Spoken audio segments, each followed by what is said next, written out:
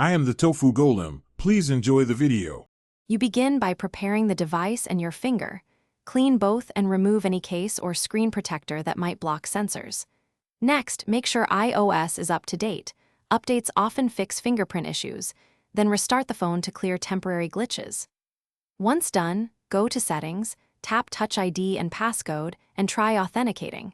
If prompts fail, remove existing fingerprints now so you can re-enroll from a clean state. You now re-enroll your fingerprint step by step. Choose Add a Fingerprint and follow on-screen guidance, placing different parts of the pad to capture a full print. Make small adjustments between scans, lift and rest, don't slide, to ensure accurate edges. Once enrollment completes, enable the features you want: iPhone Unlock, Apple Pay, iTunes, and App Store, so the sensor is authorized for each function. This improves recognition speed and reduces future failures.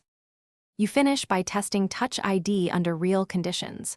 Lock the phone, restart it, and try unlocking with the enrolled finger in various orientations.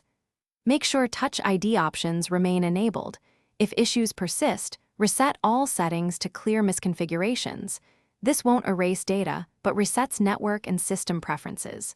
If the sensor still fails, suspect hardware. Contact Apple support or an authorized provider, because unauthorized repairs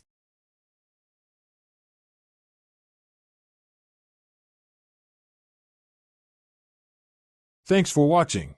Consider subscribing if we helped you today.